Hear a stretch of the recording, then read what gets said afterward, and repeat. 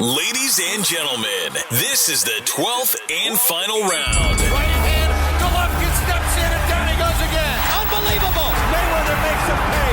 What a rookie mistake. A sensational left hook by De La Hoya. It's facts. I'm the best. You know what I mean? Sometimes I don't want to believe it myself, but it's the truth. I'm the best. I'm going to show you how great I am. From Southern California, this is the Last Round Podcast.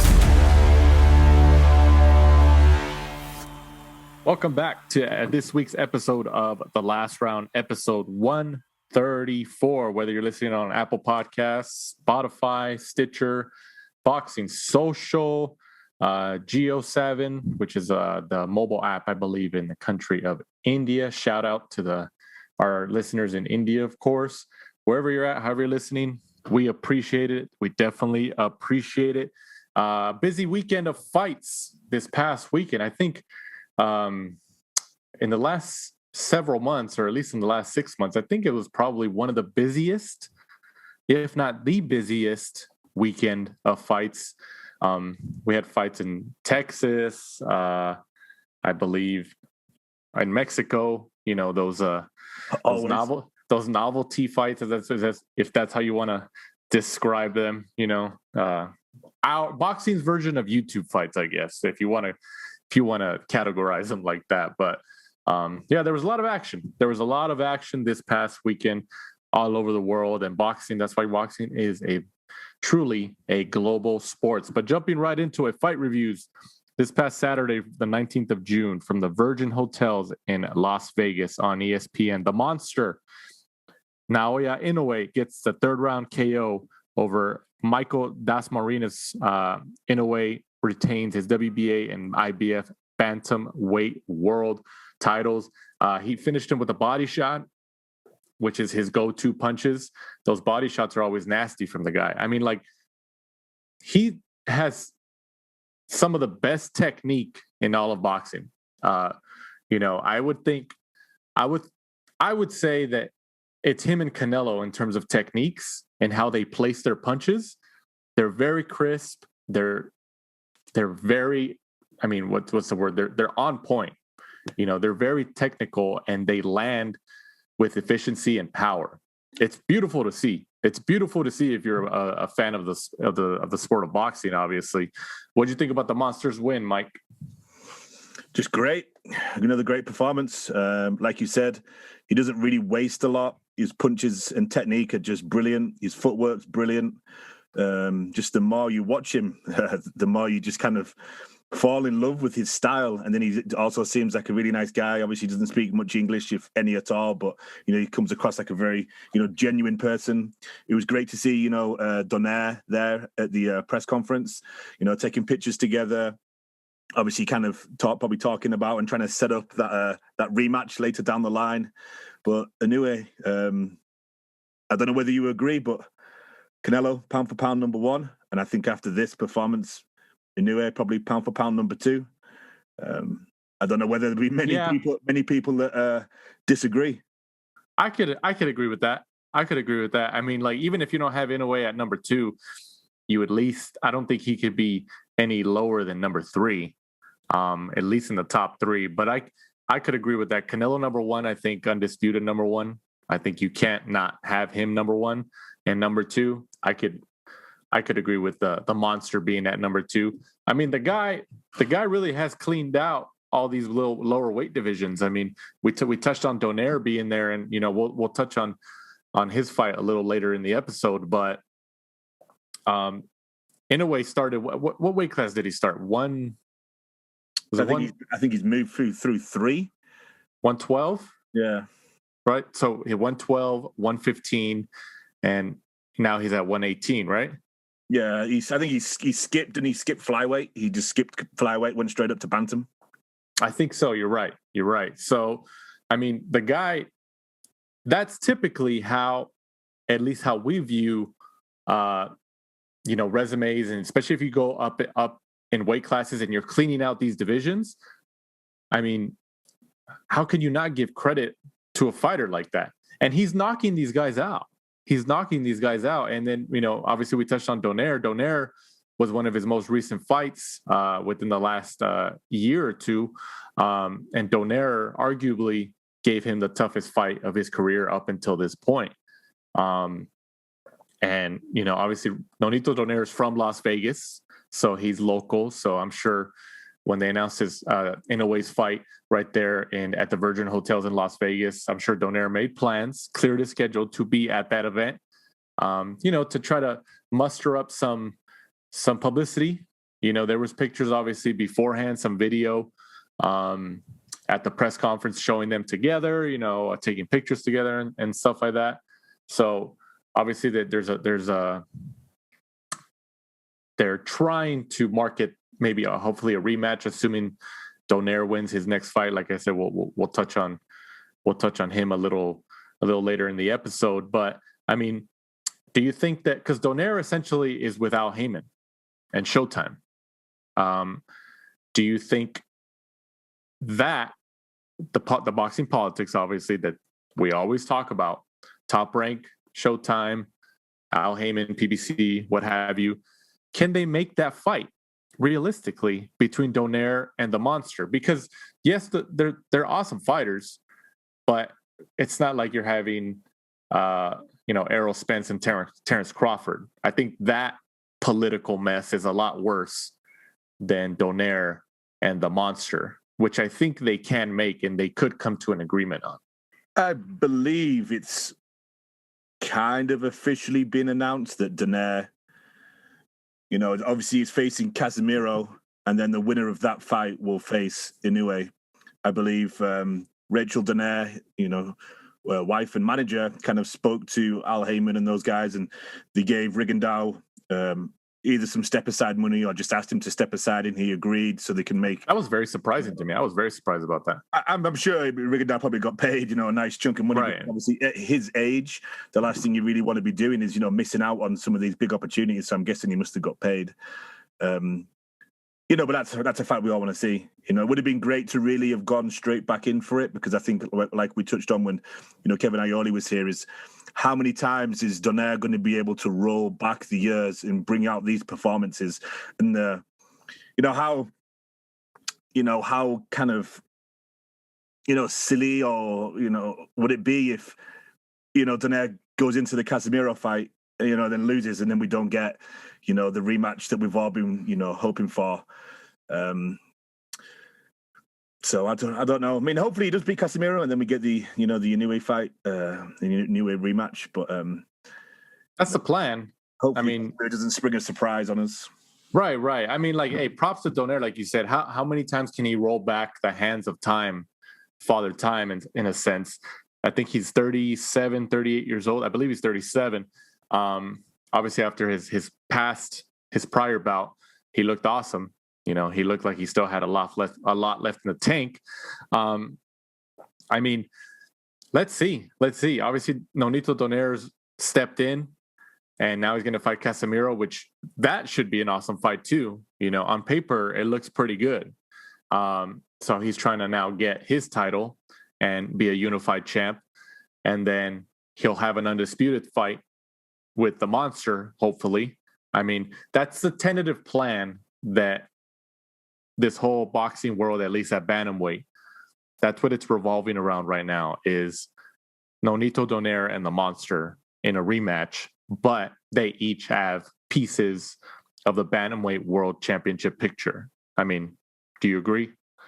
Yeah, I agree. And I think it's also good that, everyone talks about how the lower weight categories don't get, they don't get the eyes, they don't get paid, the kind of the forgotten divisions. And I'm hoping that, that World Boxing Super Series where we got the initial Donaire and Inoue fight, and then these fights that Inoue's, been doing, because he's knocking all these guys out, Donaire coming back and, winning a world title, hopefully getting the rematch. Hopefully that's bringing, some well-needed exposure and some eyes to those weight categories, because, they throw thousands and thousands of punches compared to, like heavyweights and stuff like that. And I know people used to complain that the problem was they didn't have a lot of power, so you didn't get too many knockouts. But look at Inoue, Right. Inoue's kind of come along and, hopefully change that. Would you agree that at the bantamweight division at this moment, that Nonito Donaire is the biggest money draw at that weight class right now? Yeah, I would imagine so. Yeah, I don't know what sort of money Inoue would do on home soil. Is he that huge there that he would sell out? In Japan, yeah. I think in Japan, yeah. I think we've seen when obviously he fought in Japan for most of his career up until Top Rank kind of signed him to a deal and brought him over here. And I think he was on some Tom Loeffler cards first here in LA when like his initial US debut. But most of his fights were in Japan. And from what I remember, he sold pretty well. He was pretty popular over there. He was in the newspapers. He was like, in the mainstream press. It seemed like I'm pretty sure I'm remembering it accurately, but obviously in Japan, that fight would be like the first fight, it got a lot of attention. I feel like in the second one, especially with both having multiple titles, it'd be even bigger. I'm sure, especially, Donaire as well. I'm sure is a legend over, that area of the world. Right. So that is exactly. So, I mean, who knows? They might look at staging it in Japan again. I could see it, I feel for the most bang for your buck, well, at least in terms of attention and audience and ticket sales and stuff like that, you'll get the most bang for your buck out there. But I mean, obviously everybody comes to the United States to make the money. In Las Vegas, you could still make money. So who knows? But I mean, selfishly as a boxing fan, I'd like to see that rematch again. Even though the Monster did win the first fight, it was still a competitive fight. Because imagine Nonito Donaire comes and gets a rematch and beats him. He beats him in the rematch, and he becomes undisputed bantamweight world champion at 37, 38 years old. Imagine that. I mean, either he retires on top like that. He's like, I did everything I could do in my career, or we get a third fight between them. A trilogy, which I'm all for. But like you said, I think the concern is can Nonito Donaire keep turning back the hands of Father Time? As of right now, it seems like it. It seems like it. But Father Time is undefeated, like many have said in the sport of boxing. So who knows? But yeah, the Monster obviously gets the recent KO in the third round over Das Marinas. And like I mentioned, retains his WBA and IBF bantamweight world titles. I mean, I think it's great. I think it's great that Nonito Donaire is still kicking all these years later. And I'm hoping that rematch gets made. Maybe by the end of the year. I mean, imagine isn't Triple G supposedly? There's been rumors that he's supposed to fight New Year's Eve against Murata in Japan. I mean, I don't think those two events are going to be together. But imagine that.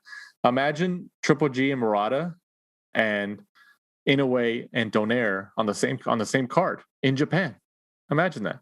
I think one of their biggest arenas over there is the Tokyo Dome. I mean, I would think just based on what we've seen that they could sell that place out for an event like that. I mean, obviously, because of the promotional politics and networks, that's not going to happen. But just imagine that. We could get Donaire Inoue unification matchup, undisputed matchup at bantamweight by the end of the year, and then we'll get Triple G and Murata by the end of the year as well, or pretty much on New Year's Eve. So, yeah, I mean, Japan has some chances to get some pretty exciting fights over there, But I mean, if you had to put your money on it, where does Donaire Inoue land? I think obviously it'd be big in Japan, but I think it lands in Vegas. Yeah, I mean, I think Vegas, Top Rank based in Vegas. I'm sure they could probably get some kind of site fee. It looks like Bob Arum's really been, bringing the Monster over here, trying to push him for his Top Rank debut for quite some time. So I think that's what they've been aiming for. Try and get some of those American dollars. Yeah, absolutely. But bantamweight is an exciting division right now, and we'll see. Obviously, we love undisputed matchups, and we've had quite a few. Honestly, quite a few in the last several months. More than we've had in the last several years, honestly. So it'd be cool to have another one at that lower weight class at bantamweight between Donaire and the Monster. But we'll see. We'll see how it goes. Donaire has to get past Casemiro and on to the next. Also on this card, Michaela Mayer remains undefeated, 15-0 with a 10-round unanimous decision win over Erica Annabella Farias. Mayer retains her WBO super featherweight world championship. What do you think about Mayer's win? It's just the same thing. Just, you watch the first couple of rounds, and unfortunately that's, the rest of the fight's exactly the same. Michaela Mayer's pretty good boxer, just lacks obviously a little bit of power, kind of lacks, you never really see something outlandish in the fight that makes you think like, oh, hey, you remember that knockout that Michaela Mayer did? Do you remember that uppercut she did? All those sorts of things that you'd get, typically in a men's fight. So I do wonder, they keep pushing it. Matchroom quite often will have, one or two women's fights on their cards, and Michaela Mayer several times has either been headlined or co-headlined some of these smaller events in Las Vegas. But I'm a fan of women's fighting. I want it to succeed. I'm a big fan of the women's fights in the UFC, but it's just you watch like 3 or 4 rounds and you pick your phone up, you're kind of looking around, seeing what's happening, reading the news, and because it's going to go the full 10 rounds or whatever it's set to be. It's going to go 10 rounds. So right. Maybe take a step back from it until we get, some more, stronger opponents or something like that, or until they change the rule for 3-minute rounds. But, she is good. I know announced today that she's going to be unifying with that Hammerbuch, I believe is how you pronounce it, from Matchroom. I know Top Rank and Matchroom have announced that today. They managed to do that, and then hopefully should face Terry Harper from the UK later down the line. I think they try to probably just pick up all the belts and make it one huge undisputed fight. So, obviously that would be good. Top Rank against Matchroom, and US against the UK. So that would be a good fight, hopefully. Yeah. I mean, like you said, there's obviously issues like concerns or however you want to describe them as. Like, would having women fight 3-minute rounds, would that increase the likelihood of stoppages or TKOs or KOs? Yeah, I mean, like it could possibly. Who knows? I mean, obviously we need to do that to see the evidence. The fight would be a third longer because it's an extra minute. Right. People who don't have, aren't used to fighting that, they're going to be more tired. If they get caught with a punch, there's going to be maybe another minute for them to survive, where if it happens around the 2-minute mark, there's 10 seconds and then that's the end of the round. Whereas they've got like another whole minute to try and survive, which gives, the opponent that's, stung them and dazed them a chance to get them out of there. The UFC do 5-minute rounds. Bare knuckle boxing is the same rule as far as I've known when I've watched it for men and women. Right. So, what's the difference? That's bare knuckle, and in the UFC they're getting kicked in the head. But yeah, I mean, we'll see how it progresses, but obviously she remains undefeated. And now it's time for the last round interview of the week.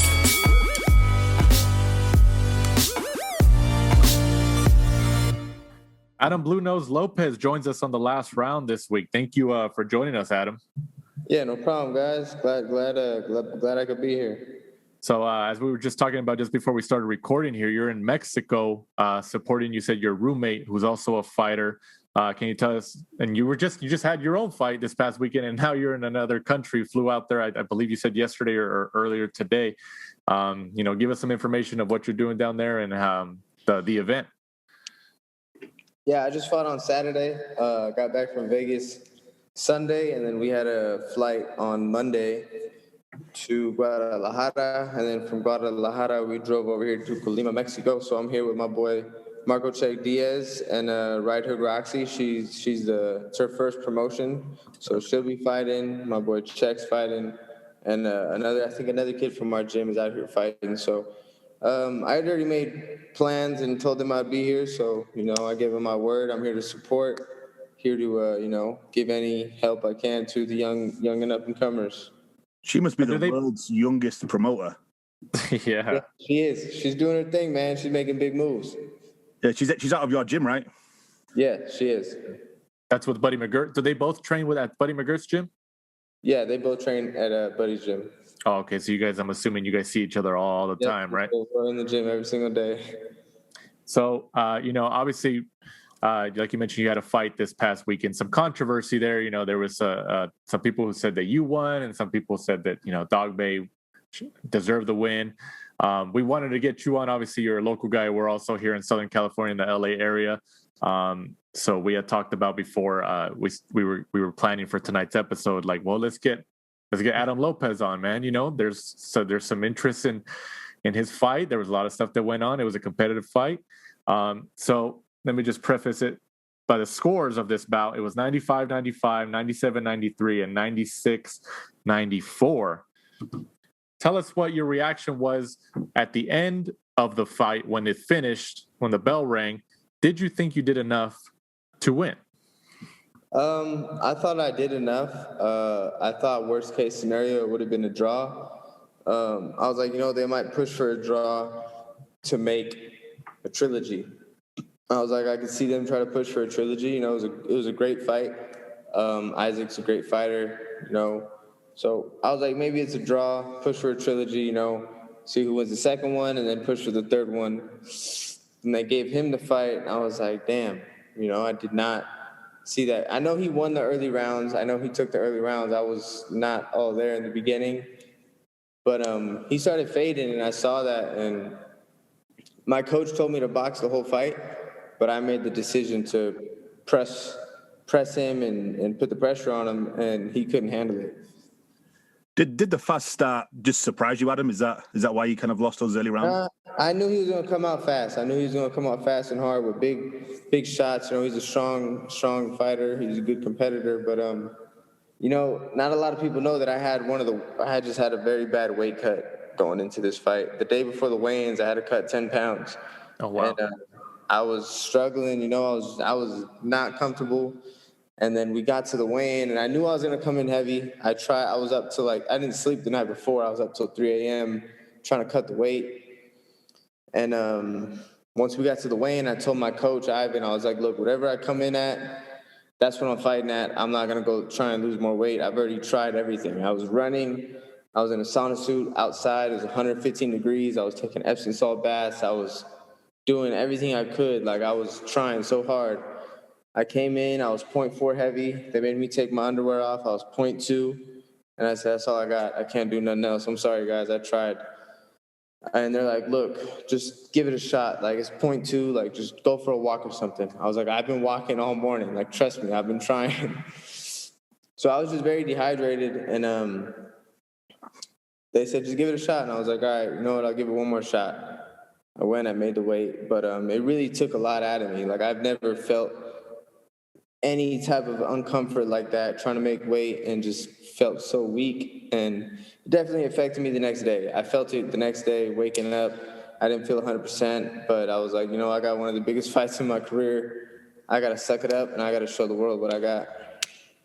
What happened for that weight cut? I mean, what was there something specific that happened during training camp that you just knew it was going to be a bad weight cut? No, I had a great camp. One thing, it was the first time I worked this with a nutritionist, and he had me on certain supplements that made me heavier during camp that I wasn't comfortable with. And I told him, I was like, yo, I'm kind of heavy. Can we bring it down? He's like, no, just trust me. The weight's going to come down perfect. And literally the week before the fight, I was 15, 16 pounds overweight. And I was like, dude, I'm always no more than 10 pounds over. I'm right there. I always keep it within 10 pounds in case I get a quick fight. Boom, they got to throw me in there. I'll jump in and I cut the weight quick. But he had me so heavy. And then going into fight camp, he was supposed to be there with me during fight camp. And he said, I can't go. Some things came up. So just follow these instructions and you'll be okay. And I was very upset with him. I told my manager, I was like, yo, I'm never working with this guy again. He's got me heavy. Like, I've never missed weight before. I've never had a problem with weight. I've always been on point with my weight. I'm very professional about my weight. I take it serious. So he heard it in my voice how upset I was. He's like, look, I'm sorry. Like, don't worry. We're going to try and figure this out. But, yeah, it was just a new method of cutting weight that I'm not used to. My body wasn't used to. I've never had to cut 10 pounds in a day. Like, I'm usually like 2-3 pounds the day before, like easy. I go for a little jog, boom, I'm on weight, and that's it. But I really struggled very hard for this weight cut, and it affected me. You know, I think that's why I started so flat, so slow. I felt like I had no snap on my shots. And Buddy wanted me to box. My coach wanted me to box a little bit, but I just felt a half second slow. So I was like, you know what? Let's put the pressure. Let's see what happens. Took the risk. What made you? Was it just kind of? You mentioned how you got a nutritionist for this fight. What made you make that change when you just mentioned that you've never really had a trouble making weight and with the weight cuts in your prior bouts, so you were always very professional and you kind of knew your body. So what made you make that change in this bout? You know, I didn't get the nutritionist to worry about weight to make weight. I worried about the nutritionist just to up my performance and make sure my body was working at, you know, its best. You know, I was like, you know, I've never really studied nutrition. Maybe there's something that I'm not doing correctly. Maybe there's certain supplements that I'm not taking that can make me a little better. And during camp, I did feel really well. I felt very, very energized. He had me on a lot of good food, a lot of good supplements. But there's certain supplements that he told me was going to bring my weight up a little bit, and I didn't feel comfortable with the weight. But he said, don't worry about it. And I kind of trusted him, which, I mean, to a certain extent, I wish I didn't. But yeah, I mean, it wasn't to worry about weight cuts. It was more just to worry about, I want to be the best I could be for this fight. And I think I would have been good if I would have cut weight how I cut weight and just listened to him during camp, cut my weight, and then got back on it, ate good food, and rehydrated it back up. I would have been fine. But it was the weight cut that I followed his rules, his instructions on the weight cut. And I think that's what really hurt me. But you know, I'm not here to point fingers. It was on me. I should have listened to my body. But I did my best. You know, I still think I pulled out the win. So you could still, regardless of that situation with the weight cut, you could still make 126. Your body is still letting you make 126, right? I can make 126, yeah. No, not a problem.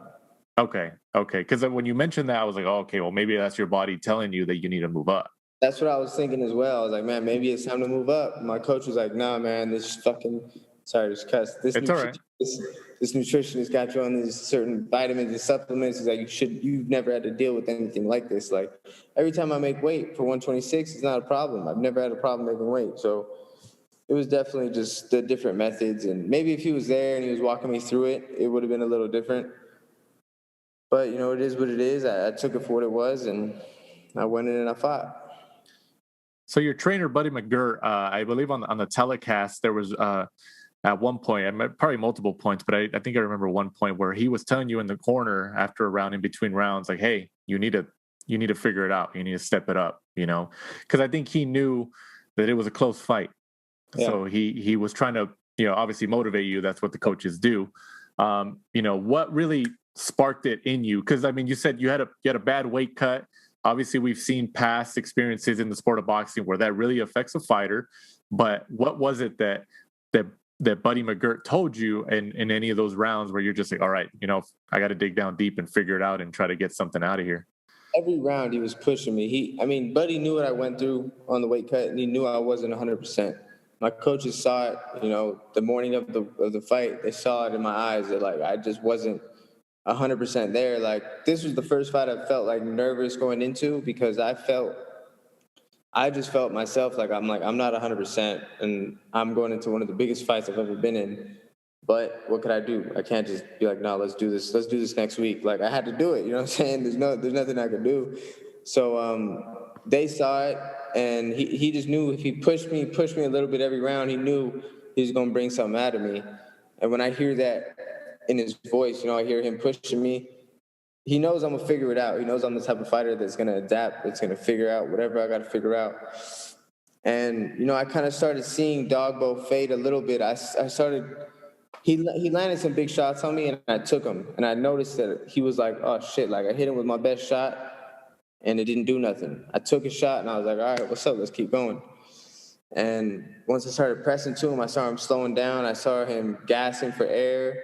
I was tired as well, but I said, yo, this is my chance. I got to get him. So I just kept pressing it. And every time he took a step back, I took a step forward. Every time he threw a shot, I made a miss, and I tried to come back with something. And I could tell he was losing air every round. And I said, all right, this is my chance. I got to just keep pressing. You had a late rally. I think that's what a lot of people are remembering about the matchup was your late rally, which I think really kind of made the fight as close as it was. You know, you had that last bit of gas in your tank, so to speak. You know, was there one shot or maybe a combination of shots where you knew in those later rounds where you knew, okay, I think I can probably. Did it cross your mind that you could probably stop him? I didn't think I could stop him because I didn't feel like I had the energy in the tank. I didn't feel like I had the snap on my shots. I just said I got to just muscle him and push him back and don't stop. That's my only chance. I really didn't feel like I had, like when I was hitting him, I was connecting, but I didn't feel that snap. I didn't feel that connect. And that was just me having low energy. You know, I feel like if I didn't have such a bad weight cut, I would have stopped him, no problem. Adam, does it make you feel any better that obviously you lost the fight, but it was probably the fight of the night? Yeah, I mean, I feel like every fight I've been in, my last few fights have taken over the shows. They always know I'm coming in, you know, to fight. I'm coming to fight. You know, every time I'm coming to entertain, I'm coming to fight. And we're most likely going to steal the show. You know, seeing the matchups on the main card, I mean, they were good fights, but I knew that Isaac and I had the best matchup on the card. So I knew we were definitely going to steal the show. You need to speak to Uncle Bob and see if he'll do some of those UFC bonuses, you know, like the fight of the night bonuses, because you'd be a rich man. Yeah, I know, definitely, man. Every fight I've been in has been entertaining. Every fight I've been in, the fans love, and they want to see me back. So you mentioned, you know, the thought of a trilogy or, you know, something like that crossed your mind. I know it's only been a couple days, but, you know, is your plan or yours and Buddy's plans to try to tell Top Rank, the Top Rank brass over there, like, hey, you know, we want the rematch, you know, give us another shot? Definitely. As soon as I get in contact with my manager, which will probably be this week or next week, I'm going to tell them, push for it. We want the rematch. I don't care where the fight is. I don't care whatever it is. Like, I want a rematch. I know I can stop the kid. I know I can stop him. He's not that good. He's not that big of a puncher. He's honestly, like, I know I can take him out. He was at his best. He came in strong, in shape. He made weight comfortably.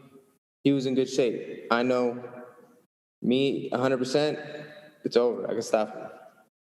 So if you have, I mean, I'm assuming this is a pretty easy answer. If you have a weight cut that's no issues, like you obviously, like you mentioned, you had in this camp. If you have a weight cut that's no issues, a good training camp, in addition to the weight cut, you believe that you'll be more energized and you will be able to stop him. For sure, definitely. I had a good camp. You know, I had good camp. I had good sparring, good training, no injuries or nothing. And I think that's what saved me in the end of the fight. That's what kept me going because I was in such good shape. And the weight cut, it hurt me, but it didn't kill me. You know, I was still, my body kind of recovered as best as it could, but I still wasn't 100% there. I still was a little flat. But yeah, definitely if that weight cut, I'm gonna cut weight how I cut weight, how I normally do.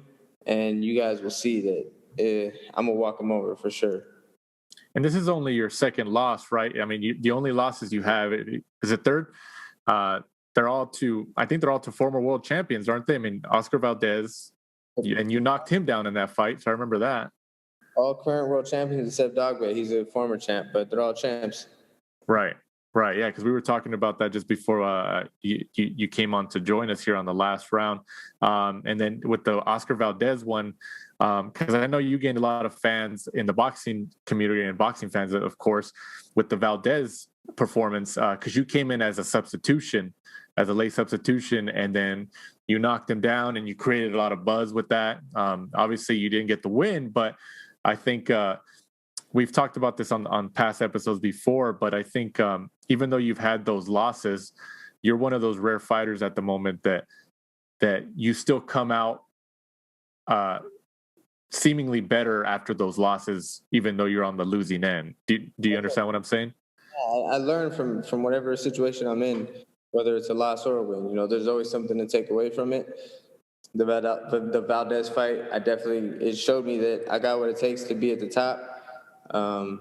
And, you know, I got what it takes. About this last fight, you know, I thought I won the fight. I can't really say I lost. I thought I won. I thought I pulled it off. That's why he's nicknamed the Glendale Gatti. Yeah, exactly.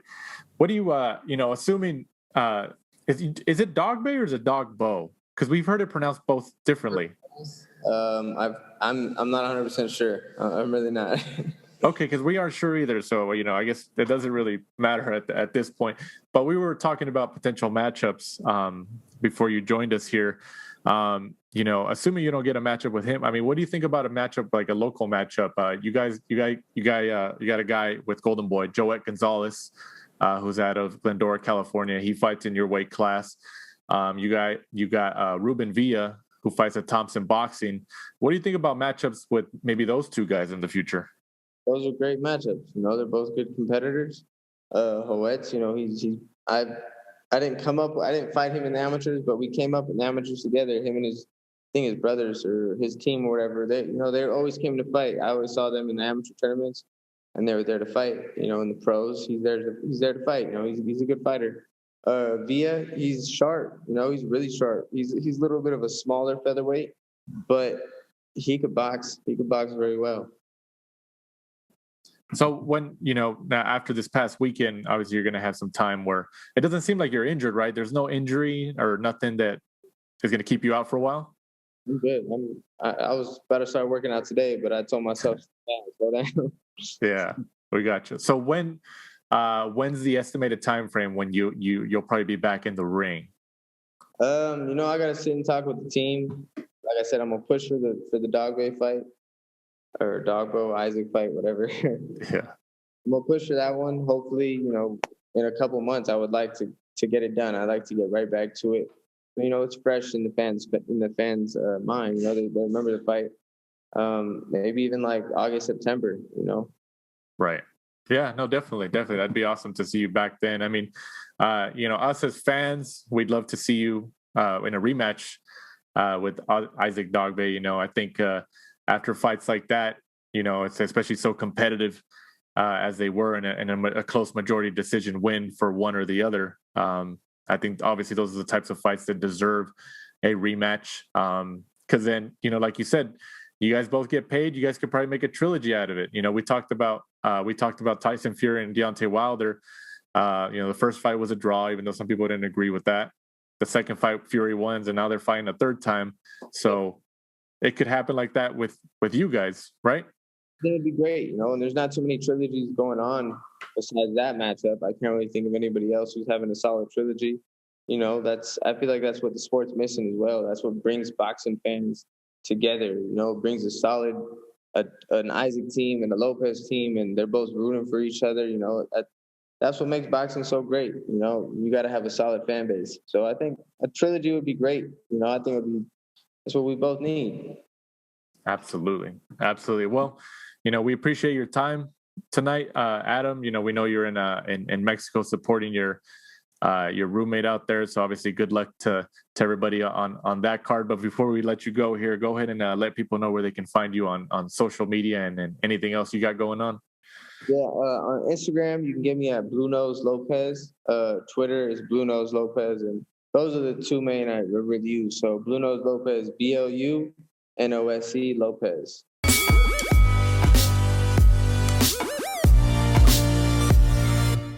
Also, this past weekend from the Don Haskins Center in El Paso, Texas, on DAZN, Jaime Munguia remains undefeated, 37-0, with the win over Camille Zermeta. This was for the WBO Intercontinental Middleweight Championship. What'd you think about Munguia's win? I actually thought he looked better. I actually think he'd improved, because before you always used to seem that he kind of just was always the bigger, stronger guy, and he kind of just muscled his way around, managed to kind of beat people down, because when he fought like Spike O'Sullivan and also when he fought Dennis Hogan, well, Dennis Hogan beat him, to be fair. Obviously, he was just in Mexico and, Munguia got a gift. But even when he fought Spike O'Sullivan in patches, you could see that Spike was managing to actually kind of outbox him. But Munguia, the problem is he was just so big and strong that when he did land, it would just take so much out of you. But now I honestly think he's starting to box a little bit more. I thought he picked his shots rather well. And, Zeramet's obviously, recent loss to Triple G. And, Munguia went in there and did a good job on him, similar to Triple G. So, yeah, definitely some improvements, obviously with the change in trainer and stuff like that. It was good to see him out of there, because at the time he was they were pushing him, but there really wasn't much there. And the fact that he had a world title before, his skill set was there. I think we both kind of said that, he's going to come unstuck, but, they've slowly but surely managed him to kind of maneuver him around and avoid, some of the dangerous opponents that, he may come out to be a good world champion, later down the line. Look at his... I mean, he's still very young. Exactly. He's already 37-0 with 30 KOs. Right. So, slowly but surely still, even at this point, I think he still has some improvements with being in the middleweight division. There's a lot of killers at the top. Right. And Zerameta, like you mentioned, he fought Triple G before. Triple G obviously beat him too. I think he stopped him as well. Zerameta was actually a late replacement. He replaced Selecki, who was originally supposed to be the opponent for Jaime Munguia. That would have been I was excited to see that matchup. Good fight when they announced it. So I was disappointed when they announced that he couldn't make the fight and that it replaced him with Zerameta. So, in terms of, I know people say, oh, well, Munguia, like he fought this guy, Zerameta was already coming off a loss against Triple G, the people who were like hating on it and upset, like, I mean, can you really blame Munguia for it? He was going to fight Selecki, and that should have been a good matchup for him. I was excited. I was intrigued by that matchup, but what are you going to do when your opponent, can't make the fight? I mean, I forgot why couldn't he make the fight? Do you remember? Due to injury, some sort of. Was it an injury? Yeah. Okay. So, I mean, it is what it is. It is what it is. Like, I always think about the one that always pops into my head is with Deontay Wilder. I remember when Deontay Wilder was supposed to go to Russia to fight Alexander Povetkin in Russia. He was going to Russia to fight him. It was already all scheduled, and they were close to the fight date or whatever it was. I don't know if he was going over there for a press conference. I don't know I forgot what it was, but it was close. It was close to happening. And then around that time is when Povetkin got popped for a banned substance, like he has multiple times in his career. But I gave credit to Wilder for that, because he was going to fight one of the, especially at that time, one of the most feared heavyweights or one of the killer heavyweights in the world. Povetkin has shown his grit as a heavyweight boxer. So obviously Wilder had to find another opponent, but it's kind of comparing it to Munguia. Munguia was going to fight Selecki. That was going to be somebody who should have been a pretty decent matchup for him. Hopefully. I mean, we don't know. Obviously, we don't know if Munguia could have ran through him and stopped him inside like 3 rounds. I mean, we don't know that, but based on the historical matchups, and not historical matchups, but like the prior matchups for both and Selecki's past performances, we were of the opinion that, hey man, this could be an exciting matchup. It could be, but obviously we didn't get that. So hopefully Munguia gets a decent matchup in his next fight. Like I said, he was a world champion at 154, but he really hasn't fought anybody. Like you mentioned, he fought Dennis Hogan. Dennis Hogan arguably beat him, but it was in Mexico, so Munguia got the decision. But they didn't want to give him a rematch, obviously. But Hogan definitely gave him a tough fight. But we'll see. He's still very young. Like you said, he's 37-0, and he's very young. What was Canelo at? Like at that age. He was like 30 and something and 0, wasn't he? 40 something and 0. So, I mean, they fight a lot in Mexico. Canelo turned pro when he was 15, so he started fighting a lot. And then, you know, some of those fights weren't recognized, he says, but who knows? Who knows? But I like Munguia. I hope he gets a fight. I think they're just taking him slow. I think Golden Boy, and I think he's also with Samson Boxing, isn't he? Yeah, Zamfer, or Zamfer, is it? Zanfer, yeah. I think they just got maybe a little nervous after the Dennis Hogan fight, especially, so they kind of hit the brakes a little bit. They're like, oh, you know, maybe we should slow him down a little bit. But yeah, hopefully he fights. Maybe they might make this Selecki fight, this next fight. Who knows? But I'd like to see him. I honestly think him and Charlo and Jamal Charlo at 160. I actually like that fight. I think that'd be a good fight for both of them. I think Charlo would be the favorite, but with Munguia's power, I actually like that fight. What do you think? After the fight we're just about to talk about, I know they were talking about Gabe Rosado. Right. Yeah, we're going to touch on that. But, I mean, if you just had to separate the Gabe Rosado performance this past weekend, obviously, what do you think about a Charlo-Munguia fight? Charlo-Munguia fight would definitely be fan-friendly. I think Charlo would probably be a little bit too much for him. You know, Munguia still gets tagged a little bit too easy. You know, he kind of has slow feet because he's kind of, obviously, his style is built for power. You know, so he's kind of flat-footed because he's always, you know, trying to generate that power. But yeah, definitely good fight. You know, Charlo's been, you know, struggled to get opponents. Munguia has that name recognition, you know, also has that record, you know, like we just touched on. Right. You know, a crap load of fights unbeaten with a lot of knockouts. So it looked good on paper. Yeah. But I would be a fan of that fight. I would love to see a Munguia Charlo fight, you know, selfishly as a boxing fan. I think it'd be an intriguing matchup. I think Charlo would be the favorite, but obviously, you can't count on Munguia. Young kid, a lot of power. Who knows? But moving on to the fight of the weekend, and especially the shock of the weekend. King Gabe Rosado gets the crazy, surprising third-round knockout over Beck the Bully. This was for the WBO International Super Middleweight title. The first round, I believe, Rosado went down. He went down by a barrage of punches. I think there was a shot to the body, to the head, and he was up against the ropes. And I think he pretty much took a knee from all the damage he was taking. So I remember seeing that. I was like, oh, this is going to end pretty early. You know, I think he felt his power, and he's like, and he took a knee. So he's like, oh, this kid hits hard. And I believe in the third round, as I mentioned, Beck the Bully was backing Rosado up into the corner. And Rosado caught him with like a straight right hand. I believe it was a straight right hook, and just floored him. You know, he did a face plant, and then it was stopped. And I mean, hey man, like I saw some stuff. You know, Beck the Bully was 7-0 at the time. Suffers his first professional loss. I had seen some analysis prior to Saturday's fights that said that Rosado was a stiff test for somebody that Beck the Bully. And you know what? I wasn't really in agreement with that. I was like, I don't know. I was like, it is. Rosado's still a decent name because he's been in the ring with a lot of these, a lot of big names in the sport of boxing between like 160 and 168 in those weight divisions. But man, when he knocked him out, you could see the excitement in his face. You know, like I said, it was a surprise and the shock of the weekend. What do you think?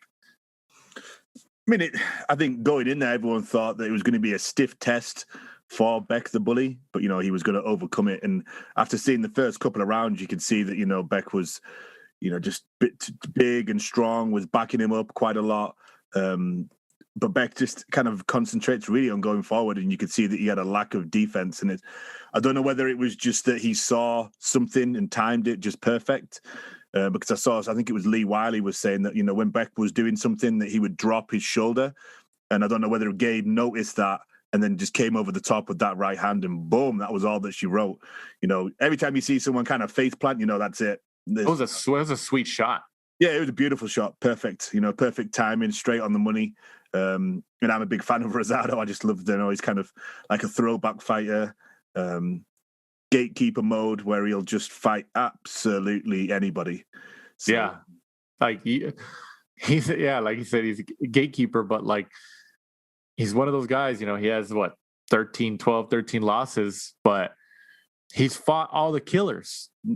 Like who could you say currently, literally currently, out of all the fighters in professional boxing right now, in their careers at this point, who has a resume, even if they're losses, of all these killers that Rosado has fought? I mean, is there anybody that comes to mind? I mean, Rosado would come to my mind right away. I don't know nobody that's fought the amount of people that he has. I don't think there's really anybody in the bro at the minute that's fought people like him. He's kind of like the Nick Diaz of the UFC world, Oh yeah, I saw that comparison, and like I could agree with that. He just fights all these killers, and like he still. I think that's a big reason why people respect him. Even though he has a lot of losses, like I don't think he's necessarily ever been written off by a lot of fans because he always shows up and he's like, yeah, I'll take the fight, and he fights these killers, Triple G, close fight with Jacobs. Jacobs. Some people say that he beat Jacobs. Yeah, exactly. He said in the post fight, he's like, I know we didn't get the Jacobs win. He's like, but I know we beat him. He's like, so I count that as a win. He's like, and now I got this win. I got back-to-back wins. He said that in the post fight, and then he called out Munguia. He says he wants Munguia. I mean, hey, honestly, I wouldn't mind a matchup between Rosado and Munguia. I wouldn't mind it. I mean, I think this fight was at 168, wasn't it? Yeah, super middle.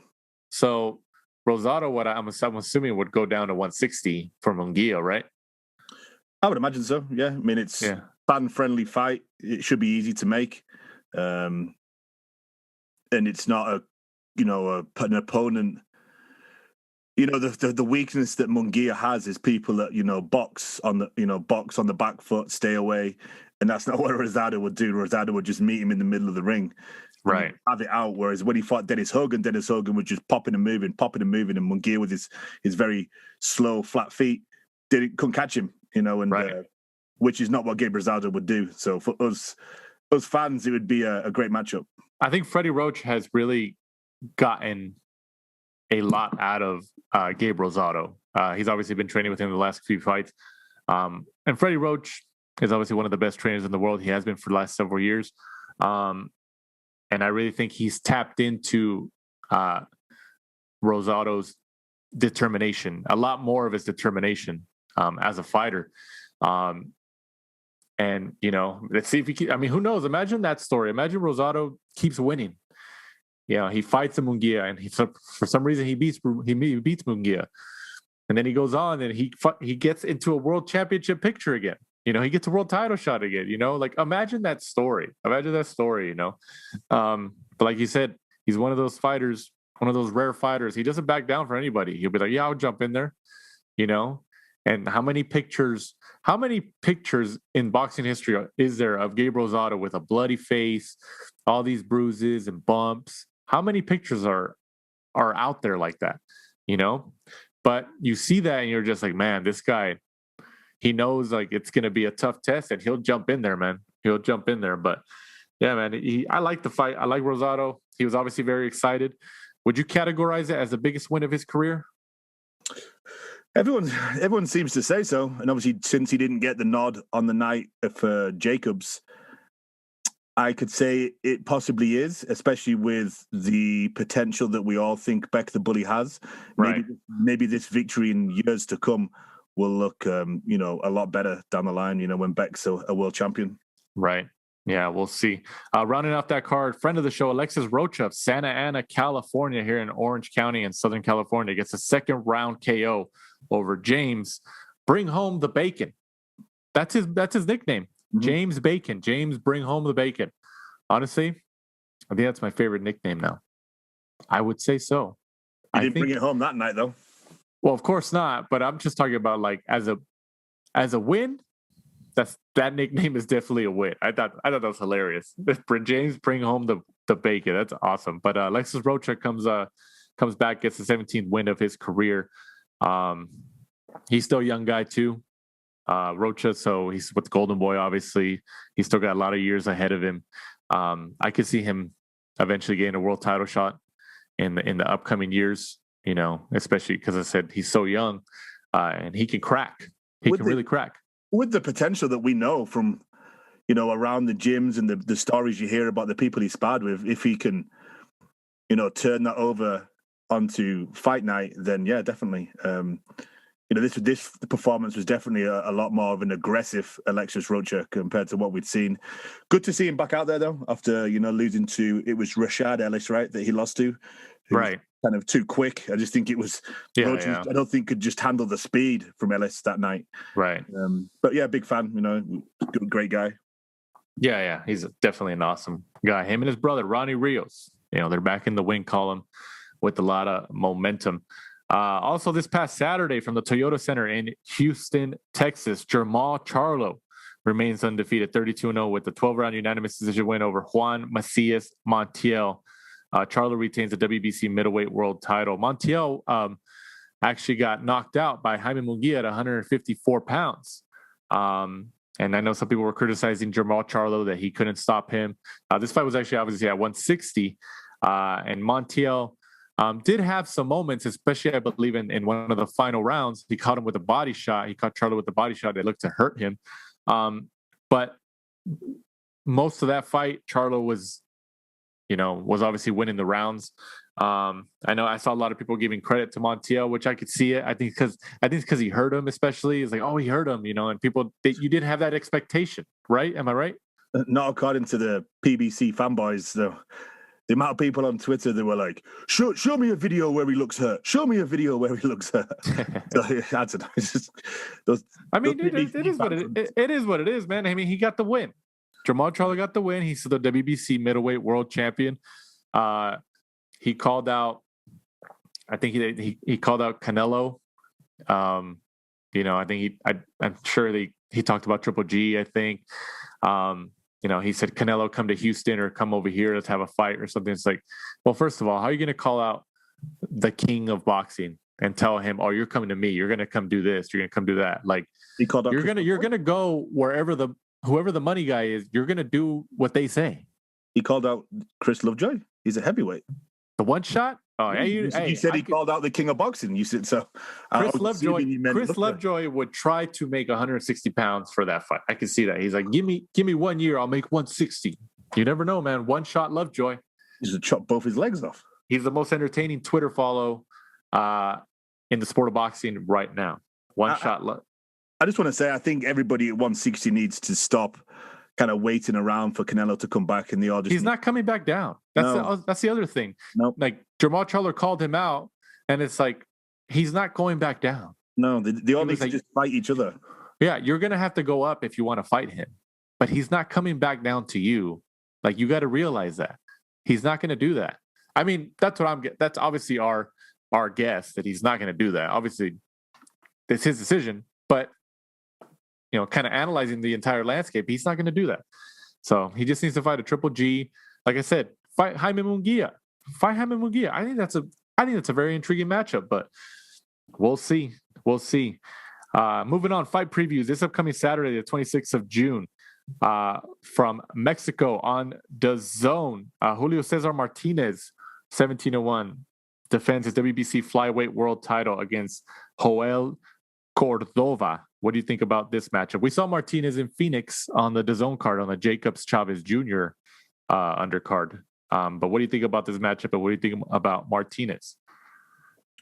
Should be good. A big fan of Julio Cesar Martinez, you know, one of the guys in the flyweight division that's kind of bringing eyes to it because he also, you know, heavy-handed, you know, a stablemate of Canelo.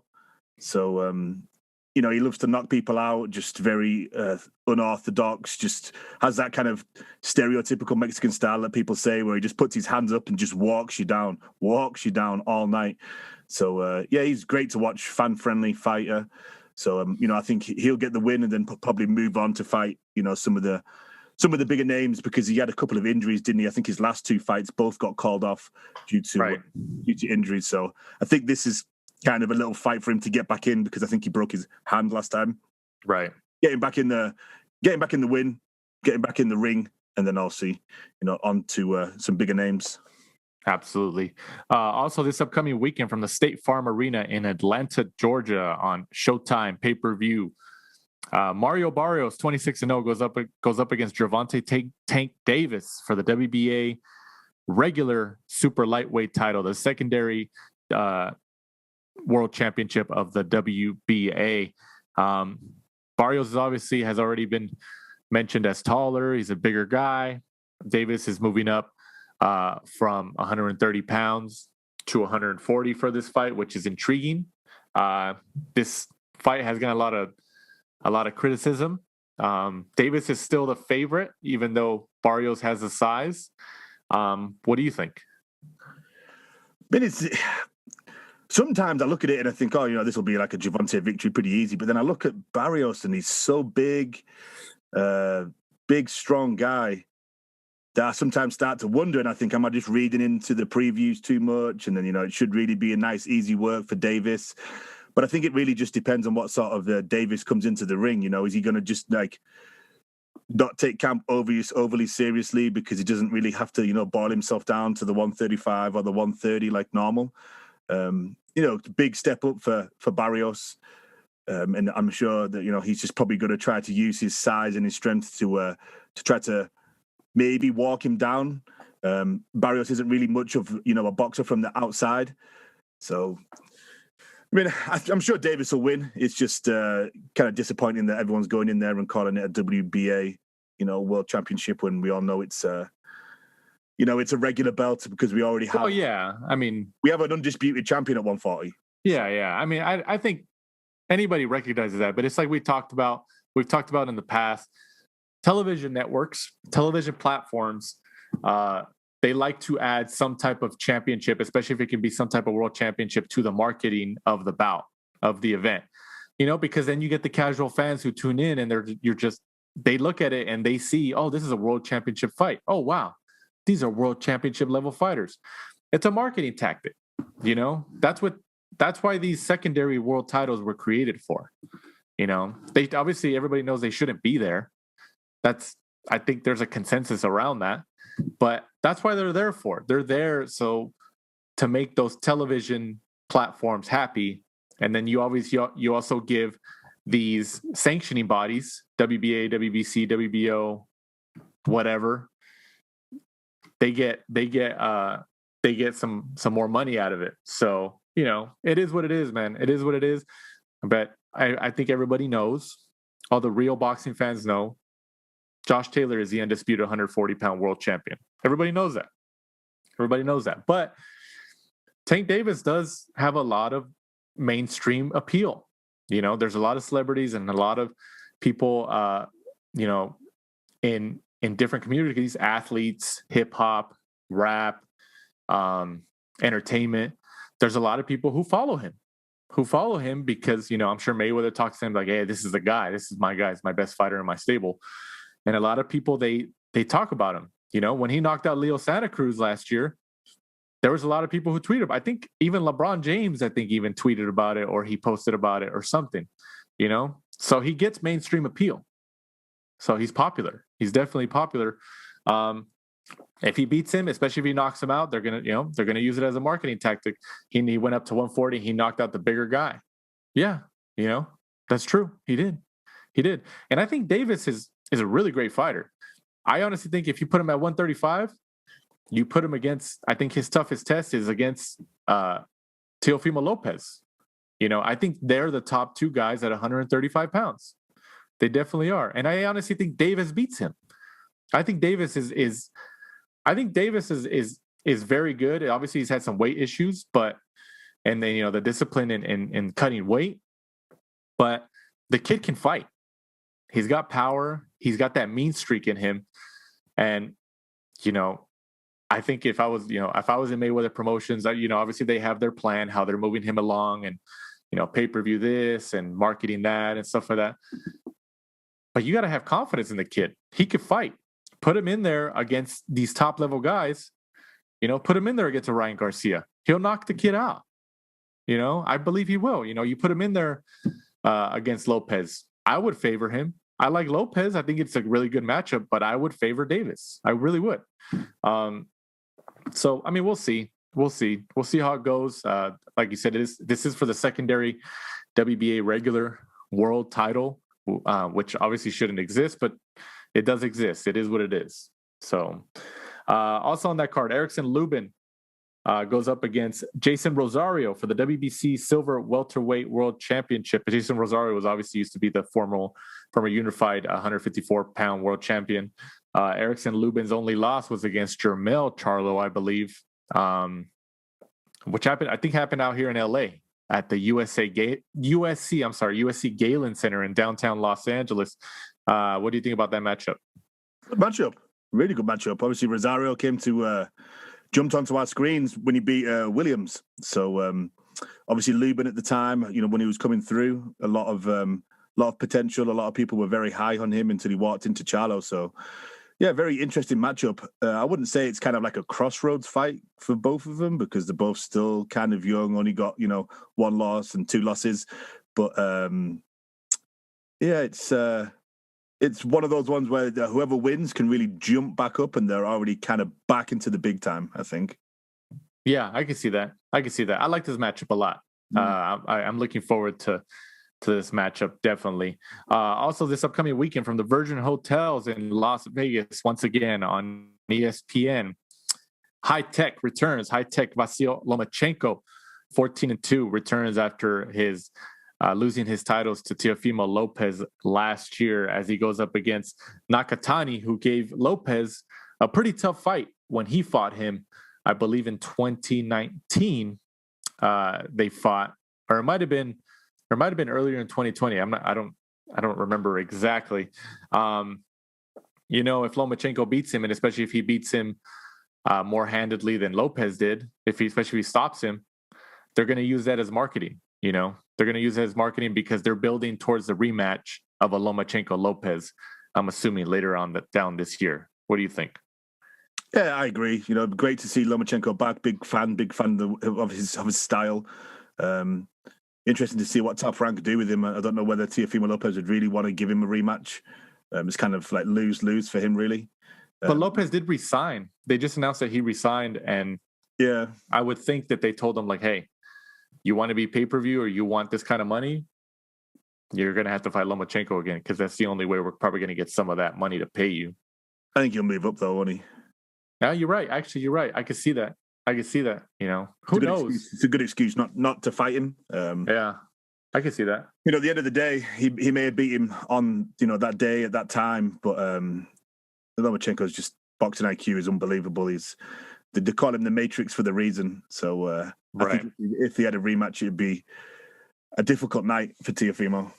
Absolutely. News and notes of the program. Anderson Silva, your favorite MMA fighter of all time, gets a decision win over your old favorite boxing fighter of all time, Julio Cesar Chavez Jr.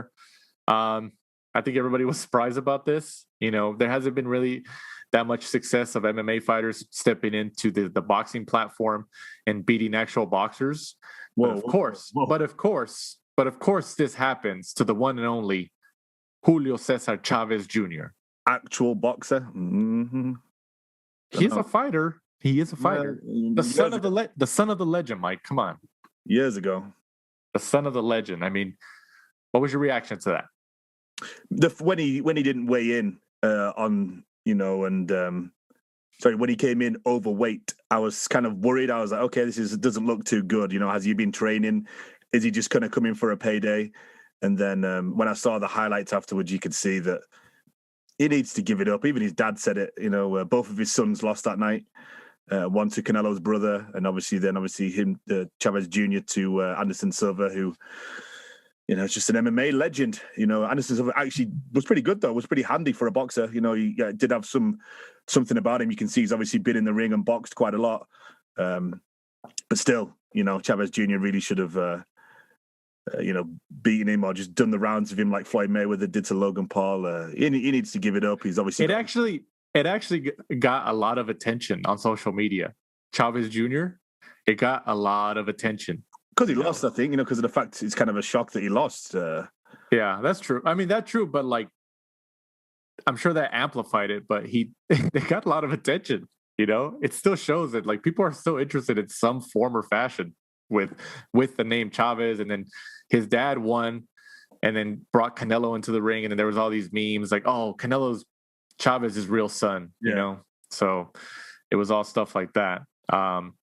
But also on the news and notes, Lance Pugmire of The Athletic has reported that WBC super featherweight champion Oscar Valdez will kick off his new multi-fight deal with Top Rank against the city of Rio gold medalist Robson Conceicao. I hope I pronounced that right.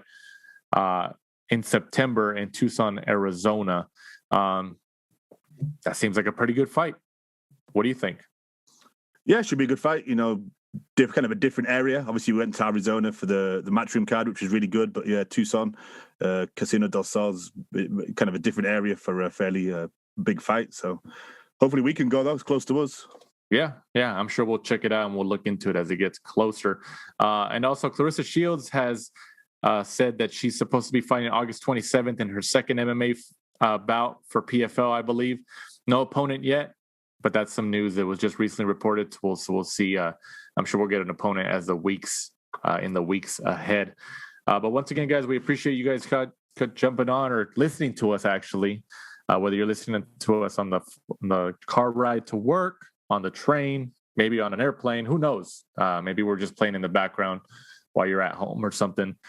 We definitely appreciate it. Also, please remember that we have shirts and sweaters on Fit Warrior brand. Check it out.